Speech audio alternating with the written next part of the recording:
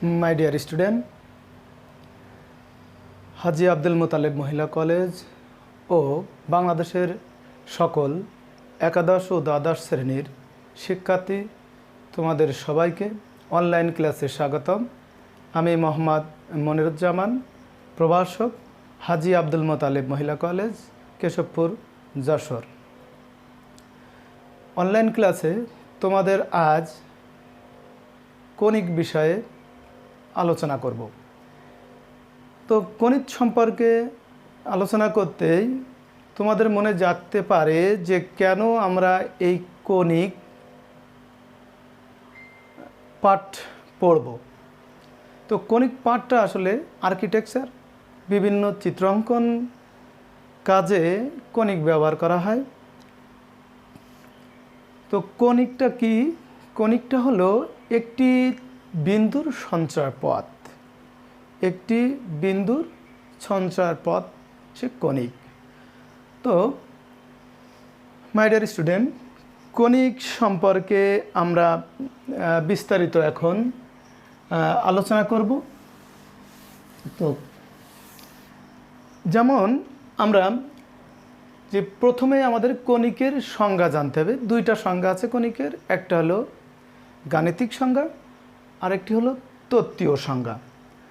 একটি হলো গাণিতিক সংজ্ঞা, অপরটি হলো তত্ত্বীয় সংজ্ঞা। তো প্রথমে আমরা এরকম একটা নির্দিষ্ট বিন্দু, একটা নির্দিষ্ট বিন্দু নিই। এই বিন্দুটার নাম আমরা দিলাম এস। এই বিন্দুটার একটি নির্দিষ্ট বিন্দু, এটা লিখি একটা নির্দিষ্ট বিন্দু। একটি চলমান বিন্দু, এখানে আমরা একটা লিখলাম পি, একটা বিন্দু নিলাম চলমান বিন্দু।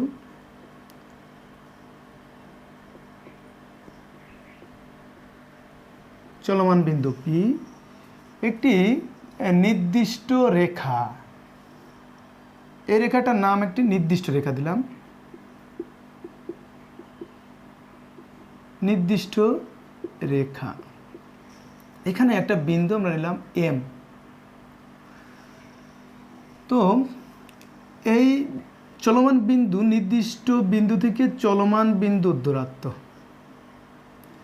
নির্দিষ্ট বিন্দু থেকে চলমান বিন্দুর দূরত্ব এবং চলমান বিন্দু থেকে ওই নির্দিষ্ট রেখার দূরত্ব,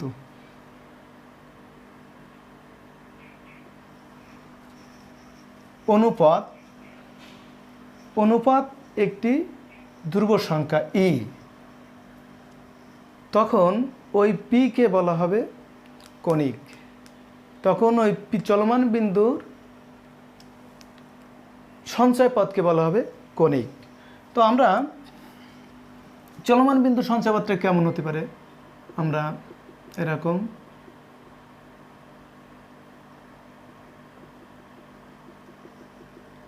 এরকমভাবে আঁকাই, তাহলে এইটাকে বলা হবে কণিক। তাহলে আমরা যদি আরো নির্দিষ্ট করে আঁকি যে এরকমভাবে পি বিন্দুর চলার পথটা হচ্ছে কণিক। এটা কিন্তু একটা কাপ, চলমান কাপ, সুতরাং এটাকে বলা হবে কণিক। তাহলে কণিকের কি সংজ্ঞা জানলাম? তত্ত্বীয় সংজ্ঞাটা আমরা মুখে শিখি যে একটি নির্দিষ্ট বিন্দু ও একটি চলমান বিন্দুর দূরত্ব এবং একটি চলমান বিন্দু থেকে একটি নির্দিষ্ট রেখার দূরত্বের অনুপাত ধ্রুব সংখ্যা। তখন ওই চলমান বিন্দুর সঞ্চয়পথকে বলা হবে কণিক। তার মানে আমরা যদি এরকম বলি যে এস পি বাই এমপি সমান হচ্ছে ই, এই ইটাকে একটা ধ্রুবক সংখ্যা বলা হবে, তখন এটাকে বলা হবে কণিক। এই যে সংজ্ঞাটা আমি বললাম, এই সংজ্ঞাটার গাণিতিক রূপ হলো এটা। এই সংজ্ঞার গাণিতিক রূপ হলো S P by MP is equal to ই।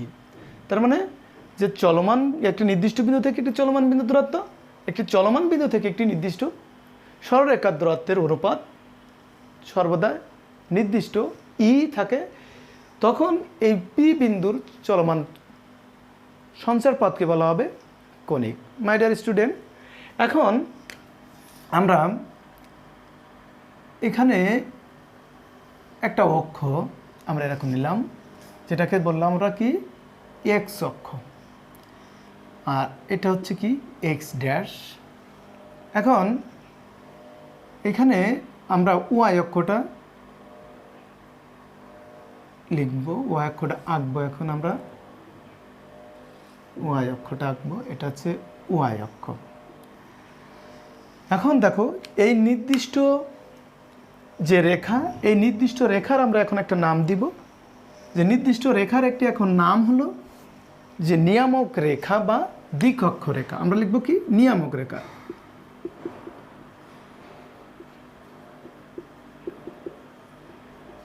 আর এই নির্দিষ্ট বিন্দুর আমরা এখন নামটা দিব উপকেন্দ্র বা ফোকাস।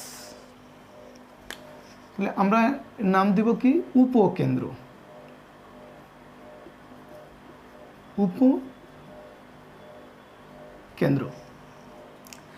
আর এই চলমান বিন্দু যেহেতু সবসময় চলে, এই জন্য আমরা দুইটা চলকের মাধ্যমে লিখি, যে একটা বিন্দুর স্থানাঙ্ক যেমন লিখি যে এক্স ওয়াই।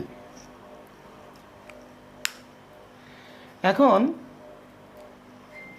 আমরা দেখো যে এই পি বিন্দু থেকে আমরা অক্ষ এক্স অক্ষের উপর, এটা এই বিন্দুটার নাম, এই বিন্দুটা দেখো, এই যে কার্ভটা তৈরি হয়েছে, এই বিন্দুটা এখানে শীর্ষবিন্দু বলে। এই শীর্ষবিন্দুটা আমরা যেহেতু এই শীর্ষবিন্দুটা হচ্ছে এ দ্বারা প্রকাশ করা হয়, এবং এই শীর্ষবিন্দু মানেই হচ্ছে মূল বিন্দু। এখানে এই শীর্ষবিন্দু মানেই হচ্ছে মূল বিন্দু।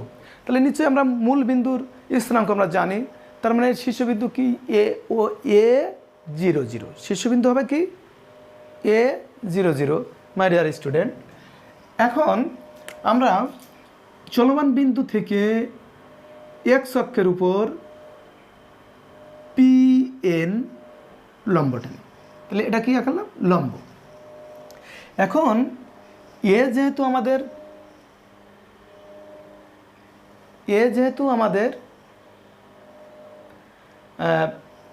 কি বিন্দু মূল বিন্দু, তার মানে আমরা এখান থেকে আমরা পাই কি যে এ এন সমান এক্স, আয়ত স্থানাঙ্কের থেকে আমরা এটা এ এন সমান এক্স এবং পি এন সমান ওয়াই। তো এখন আমরা একটু ভিতরের আলোচনা করি। এই ইর মানটা যখন পরিবর্তন হবে, তখন এই কণিকটাকে আমরা 4 ভাগে ভাগ করতে পারি। কয় ভাগে? 4 ভাগে। একটা হলো বৃত্ত, একটা হলো বৃত্ত। বৃত্ত যখন ইর মান হচ্ছে, যখন ই ইকুয়াল টু 0, একটা হবে পরাবৃত্ত যখন ইর মান হবে 1, একটা হলো উপবৃত্ত যখন ইর মান 1-এর থেকে বড়, 0-এর থেকে বড় এবং 1-এর থেকে ছোট। আরেকটা আছে এবং পরাবৃত্ত,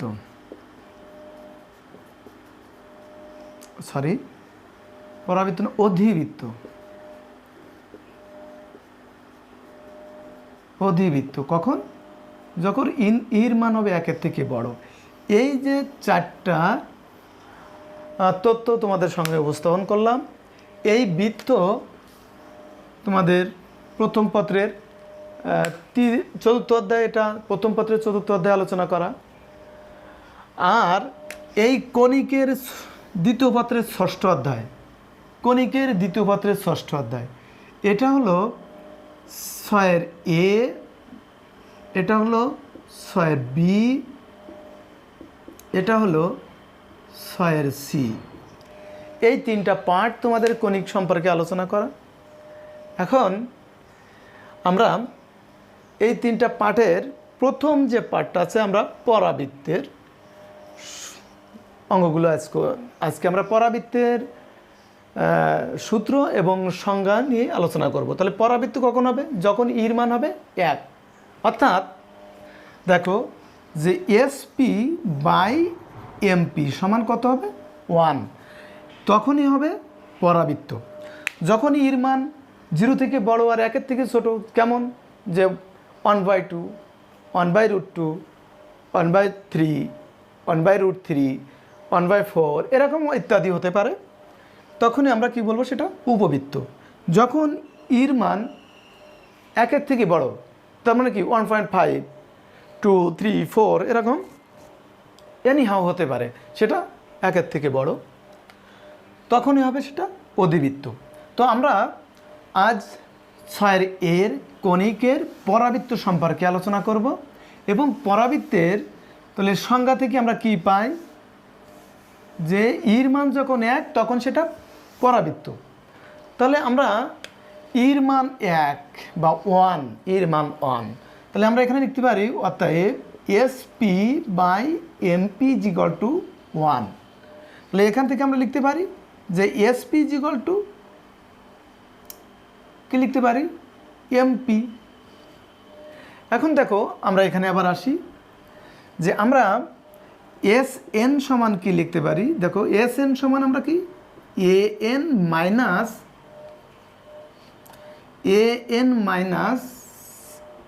কি লিখতে পারি S N, sorry A N minus A S. এখন দেখো এই যে পি বিন্দুটা যখন এইখান থেকে সরে এরকম জায়গায় আসবে, আস্তে আস্তে এরকম এরকম এরকম যত জায়গায় যায় না কেন, তখন দেখো যদি এইরকম জায়গায় আসে, যদি এই অক্ষরেখা, এইটাকে বলা হবে কি রেখা অক্ষরেখা, পরাবৃত্তের অক্ষরেখা বা আয়ত স্থানাঙ্কের অক্ষরেখা, দুটা যে কোনো একটা বলা যেতে পারে। এখন তো দেখো যখন যেহেতু আমরা এই এসপি আর এমপির অনুপাত এখন 1 আমরা জানি, তো এই পি বিন্দুটা যত এরকম এ বিন্দুর কাছে আসে এবং তখন যদি এ বিন্দুর সাথে পতিত হয়, তখন দেখো যে এই বিন্দু অক্ষরেখা আর এই যে নিয়ামক রেখার এই ছেদ বিন্দুটাকে আমরা জেড বলি। তো তখন আমরা কি জানি যে জেড এ সমান কি এ এস, জেড এ সমান এ এস হয়, জেড এর সমান কি হবে এ এস। এইটা সমান যদি আমরা একটা নির্দিষ্ট একটা মান ধরি যে এ, এটা ধরে নিই যে এ, তাহলে দেখো যে এই এস বিন্দু যেহেতু আমাদের কি বিন্দু এক্স অক্ষের উপর অবস্থিত, তাহলে আমরা জানি যে এক্স অক্ষের উপর অবস্থিত সকল বিন্দুর কোটি শূন্য। তো তখন আমরা এই এস বিন্দুটা আমরা কি পাই যেন a,0। এখন দেখো এইটা তো মূল বিন্দু, শীর্ষবিন্দুটাই মূল বিন্দু, তো শীর্ষবিন্দুর ডান দিকে এস আর শীর্ষবিন্দুর বাম দিকে কি জেড, তাহলে বাম দিকেটা ঋণাত্মক এবং সেটা কোন অক্ষের উপর এক্স অক্ষের উপরে, তাহলে জেড বিন্দুটা আমরা কি পাবো -a,0। তো এখন দেখো যে আমরা এই এএস সমান আমরা কি পেলাম, দেখো এ। এখন এমপি মানে কি জেড এন, যেহেতু এটা লম্ব আঁকা, আর এমপি আর জেড এন এরা সমান্তরাল রেখা, সুতরাং আমরা জেড এন সমান এমপি সমান আমরা লিখতে পারি জেড এন। তো এখন আমরা দেখো জেড এন মানে কি লিখতে পারি, জেড এন মানে আমরা কি লিখতে পারি, জেড এন মানে Z A plus A N, Z A plus A N, এখান থেকে এইটুকু যোগ এইটুকু সমান হচ্ছে কি জেড এন। তো আমরা জেড এন মানে কি, জেড এ মানে কি আমরা এ জানি, আর এ এন মানে কি, এ এন মানে আমরা এক্স জানি। তাহলে আমরা এসপি সমান আমরা কি পেলাম, যে অতএব এসপি সমান আমরা এটা পেলাম। এবার যদি আমরা কি করি, যে তাহলে আমরা উভয় পক্ষে যদি বর্গ করি, এরকম দেখো এটা বর্গ করি, তো এখন দেখো এসপি কি, এসপির পরিচয়টা কি, এসপি দেখো কি পিএন আমরা লম্ব টানছি মাই ডিয়ার স্টুডেন্ট, এটা তো লম্ব, তাহলে সমকোণের বিপরীত বাহুটা কি বলে অতিভুজ, তাহলে এটা অতিভুজ। এটা যদি কোণ হয় তাহলে এটা ভূমি, এটা হলো কি লম্ব। তাহলে আমরা এসপি সমান আমরা কি লিখতে পারি, SN square plus PN square equal to a plus x তার হোল স্কোয়ার। এখান থেকে দেখো আমরা কি পাই যে এসএন তাহলে এসএন সমান আমরা কি পাই, দেখো এখানে এ এন মানে হচ্ছে এক্স আর এ এস মানে হচ্ছে এ। তার মানে আমরা এটা সমান কি পেলাম যে এক্স মাইনাস এ তার হোল স্কোয়ার প্লাস এখন কি আছে পিএন, দেখো পিএন মানে হচ্ছে ওয়াই, তাহলে ওয়াই তার square is equal two a plus x তার হোল স্কোয়ার। এখান থেকে আমরা দেখো মাই ডিয়ার স্টুডেন্ট আমরা কি পাই, আমরা যে ওয়াইটা এই পাশে রাখলাম, বাকিটা ওই পাশে নিয়ে চলে যাচ্ছে। দেখো এক্স প্লাস এ তার whole square minus x minus a তার হোল স্কোয়ার। এরপর যদি আমরা এরকম আসি যে বা ওয়াই স্কোয়ার সমান দেখো a plus b whole square minus a minus b তার হোল স্কোয়ার। তার মানে কি যে আমরা সূত্র কি জানি যে 4ab মানে আমরা জানি a plus b whole square minus a minus b whole square. তাহলে এটা সমান 4ab, এ মানে এক্স আর বি মানে হচ্ছে এ। তাহলে এইটা হলো এই যে সমীকরণটা পেলাম, এই সমীকরণটা হলো পরাবৃত্তের আদর্শ সমীকরণ। এখন পরাবৃত্তের এই আদর্শ সমীকরণ দেখো মাই ডিয়ার স্টুডেন্ট, এটা দেখো এখানে দেখো এক্স অক্ষের ধনাত্মক দিকে, তার মানে এ সবসময় কী হবে 0 থেকে বড়, এ কি হবে 0 থেকে বড়। যদি আর একটা যদি এরকম হয় আদর্শ সমীকরণ কতগুলো হতে পারে যে -4ax যখন এর মান 0 থেকে ছোট। পরাবৃত্তের আরও সমীকরণ হতে পারে যে X square is equal to 4, আমরা এটা পাল্টাই দিই বি ওয়াই, কখন যখন বির মান 0 থেকে বড়, আর x square is equal to -4 x square is equal to -4 b y, কখন যখন বির মান 0 থেকে ছোট। এই চারটা ঘটনা মনে রাখতে হবে। কণিক অধ্যায়টা আসলে খুবই সহজ, যদি তোমরা ঘটনা এবং চিত্রগুলো কে কোথা থেকে কত দূরে অবস্থিত এইগুলো যদি তোমাদের মনে থাকে তো কণিক তোমাদের কাছে সহজ হবে ইনশাল্লাহ। তো আমাদের এই যে চিত্রটা আমি আঁকালাম, সেই চিত্রের যে সমীকরণ, এই সমীকরণটা হলো এটা, এই সমীকরণটাকে বলা হবে পরাবৃত্তের আদর্শ সমীকরণ, প্রমিত সমীকরণ বা প্রমাণ আকার সমীকরণ।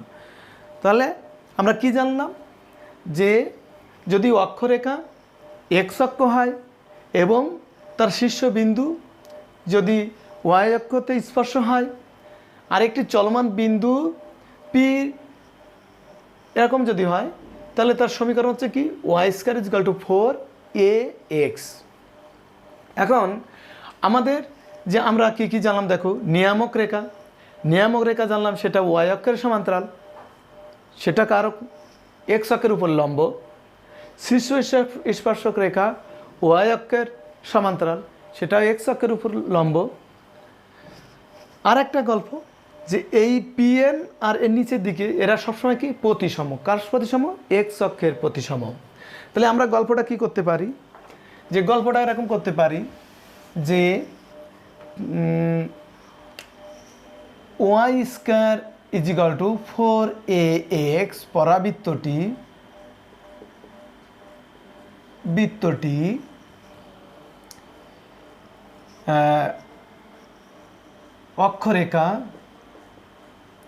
অক্ষরেখা এক্স অক্ষ এবং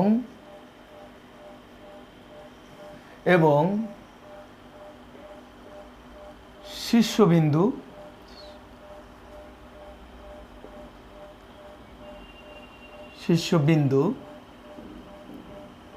এ যদি 0, 0 হয়, তাহলে শীর্ষবিন্দু হচ্ছে a 0, 0 এরকম।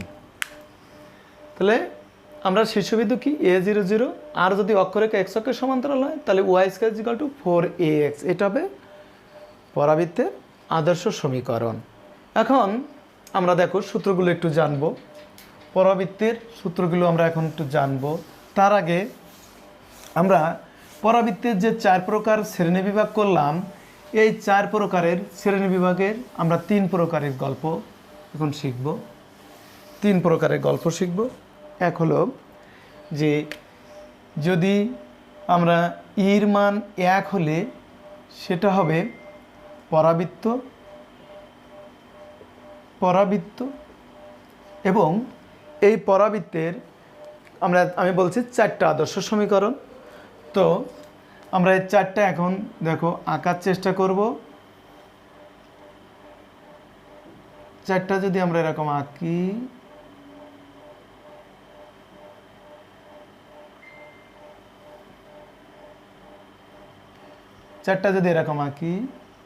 তাহলে এটা কি উপকেন্দ্র, এটা হচ্ছে এ এরকম, এটা হচ্ছে pxy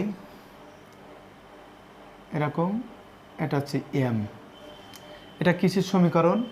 এটা হলো y² = 4ax। কখন? যখন a বড়, a 0 থেকে বড়।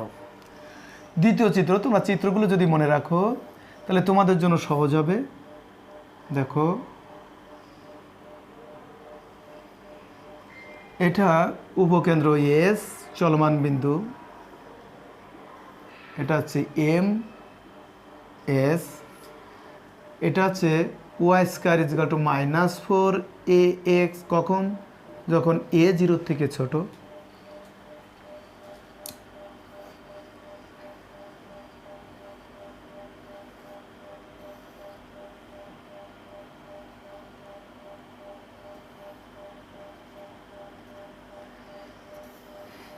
এটা হচ্ছে উপকেন্দ্র এস, এটা হলো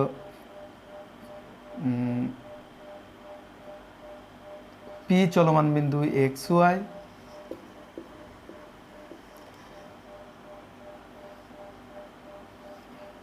এটা হচ্ছে এম এরকম। এটা হলো আমরা কি বললাম যে x² = 4by। কখন? যখন বির মান 0 থেকে বড়। আর একটা চিত্র আমরা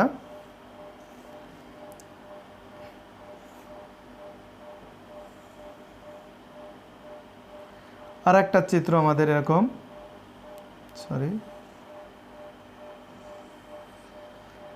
এটা হচ্ছে উপকেন্দ্র এস, এটা হলো যে কোনো জায়গায় হতে পারে পি, এটা হচ্ছে এম, জেড, এটা হলো জেড। তো এখান থেকে এটা হচ্ছে x² = -4by। কখন? যখন বির মান 0 থেকে ছোট। এই 4টা চিত্র হলো পরাবৃত্তের আদর্শ সমীকরণের চিত্র। তো এরপর আমরা ইর মান যদি কি হয়, যে ইর মান যদি 0 থেকে বড় এবং 1-এর থেকে ছোট হয় তখন সেটা হবে উপবৃত্ত।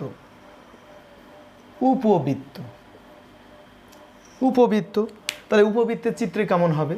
উপবৃত্তের শুধু চিত্রগুলো আজ আমরা দেখাবো। উপবৃত্তের চিত্রগুলো মাই ডিয়ার স্টুডেন্ট, দেখো যে উপবৃত্তের চিত্র 2টা হতে পারে এরকম। দেখো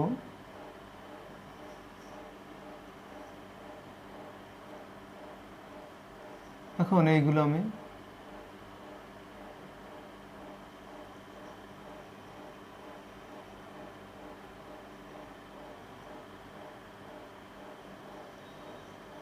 যোগ করব। এটা সমীকরণ, উপবৃত্তের সমীকরণ 2টা হলো এরকম যে x² / a² + y² / b² = 1। এরকম হতে পারে যে a b থেকে বড়, তখন চিত্র হবে এটা। আর একটা চিত্র x² / a² + y² / b² = 1, কখন? যখন বি বড়, তখন চিত্রটা হবে এরকম।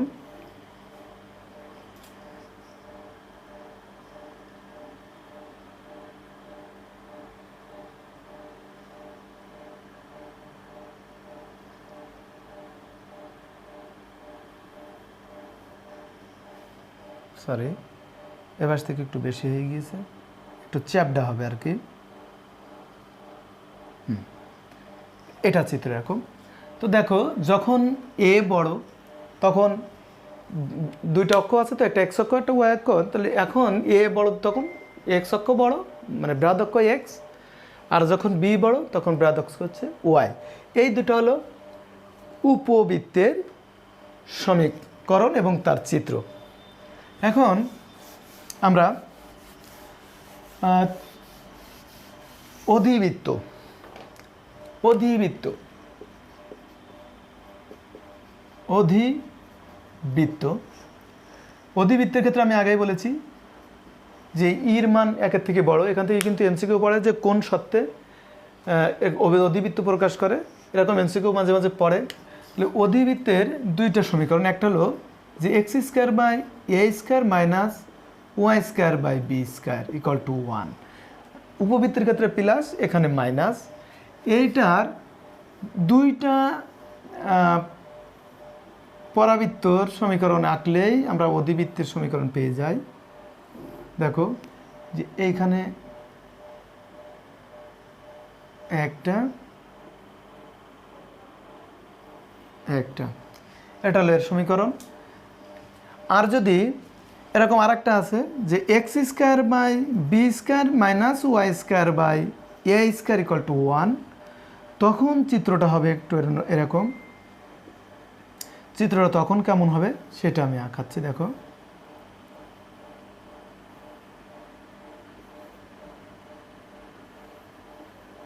দুটো একই রকম। এই তাহলে আমরা কণিকের যে 3 প্রকার কণিক আর বৃত্ত সম্পর্কে তো আমরা আগে থেকে জানি। এই 3 প্রকারের কণিকের আমরা চিত্র কেমন হবে, কখন সেটা পরাবৃত্ত হবে, কখন সেটা অধিবৃত্ত হবে, কখন সেটা উপবৃত্ত হবে, এই তথ্যগুলো জানলাম। এবং আমরা পরাবৃত্তের আদর্শ সমীকরণ কীভাবে বাস্তবায়ন হয় সেটা দেখালাম। তো আমরা পরাবৃত্তের যে সংজ্ঞাগুলো আমাদের আছে, আমরা সূত্রগুলো মনে রাখব। যেহেতু আমাদের 4 প্রকারের এখানে 4টা সমীকরণ আমরা আঁকাইছিলাম। দেখো যে আমরা কেমন আঁকাইছিলাম, যেটা ছিল এস, এটা ছিল পি, এরকম এস পি, এখান থেকে এরকম ছিল এম জেড, এটা ছিল শীর্ষবিন্দু, ওই শীর্ষবিন্দু ছিল A00, জেড ছিল -A,0। তার মানে আমরা দেখো এখন পরাবৃত্তের সূত্র প্রয়োজনীয়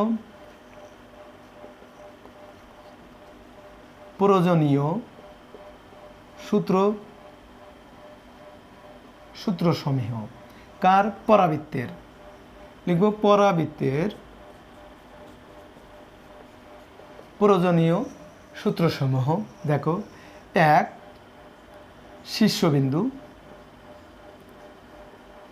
শীর্ষবিন্দু A00, 2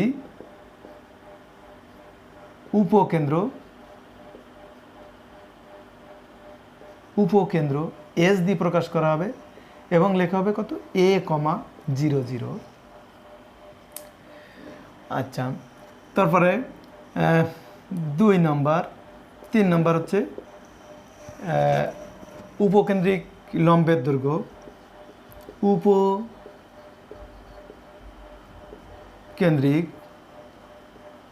লম্বের দৈর্ঘ্য ইজিক্যাল টু 4a। দেখো, উপকেন্দ্রিক লম্বের দৈর্ঘ্য কেমন,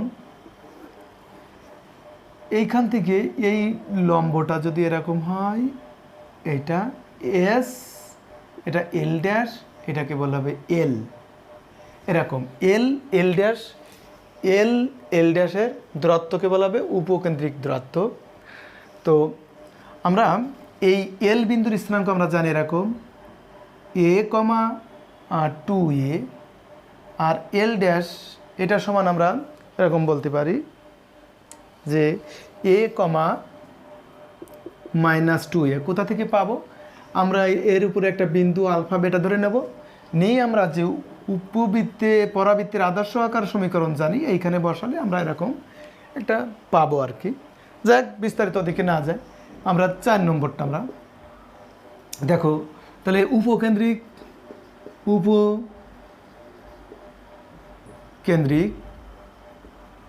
লম্বের সমীকরণ, উপকেন্দ্রিক লম্বের সমীকরণ। দেখো এইটা তো হচ্ছে উপকেন্দ্রিক লম্বের সমীকরণ এল ড্যাশ।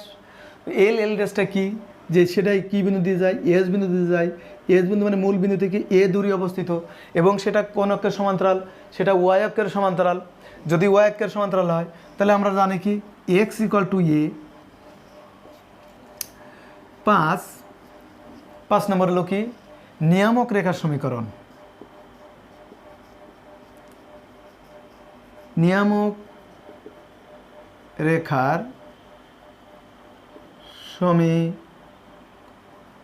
সমীকরণ। দেখো নিয়ামক রেখার সমীকরণটা কি? এম জেড এটাকে নিয়ামক রেখা বলা হয়। এটা হলো নিয়ামক রেখা, এই এম জেড এই রেখাটা নিয়ামক রেখা। এবং দেখো যে এ বিন্দু থেকে এস বিন্দু যে দূরত্ব, এইখান থেকে এই জেড বিন্দু সে একই দূরত্ব, এবং সেটা এক্স অক্ষের বাম দিকে অবস্থিত, সুতরাং সেটা ওয়াই অক্ষের সমান্তরাল। তাহলে আমরা লিখতে পারি এক্স সমান -a। আমরা কি বলতে পারি? আমরা বলতে পারি নিয়ামক রেখা ও অক্ষ রেখার ছেদবিন্দু জেড হচ্ছে কত? -a,0। 7 নম্বর আমরা বলতে পারি অক্ষ রেখার সমীকরণ। অক্ষ রেখার সমীকরণ, যেহেতু এটা পরাবৃত্তের সমীকরণ, সুতরাং এর একটা অক্ষ থাকবে, এবং এই অক্ষটা যেহেতু এটা মূল বিন্দুগামী, এই কারণে এর অক্ষটা হচ্ছে এক্স অক্ষ। যদি মূল বিন্দুগামী না হয় তাহলে তখন তো আর এক্স অক্ষ থাকবে না। সুতরাং আর মূল বিন্দুগামী পরাবৃত্তের সমীকরণের অক্ষরেখা সমীকরণ হচ্ছে কি? যে সেটাই এক্স অক্ষের সমীকরণ। তাহলে সেটা হচ্ছে কি এক্স ইকুয়াল টু 0, সরি অক্ষরেখার সমীকরণ ওয়াই ইকুয়াল টু 0।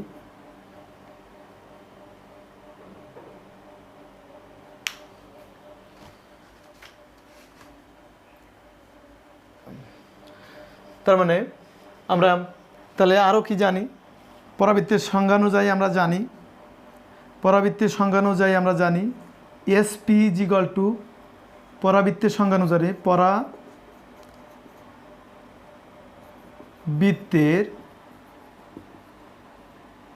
সংজ্ঞা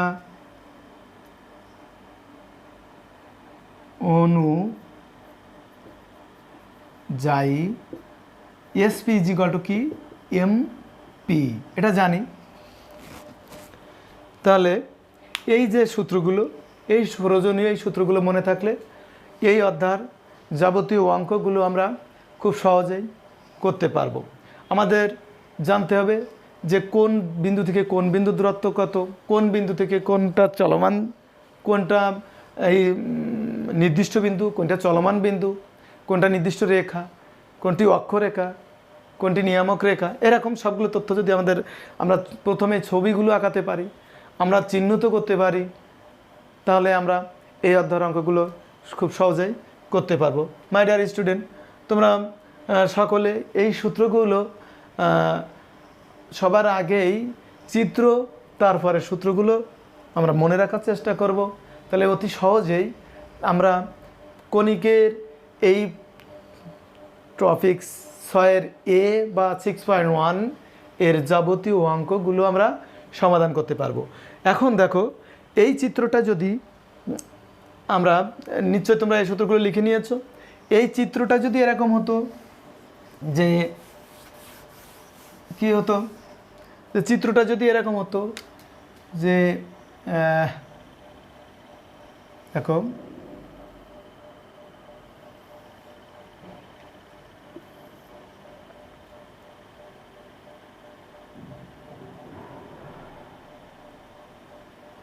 এরকম হতো,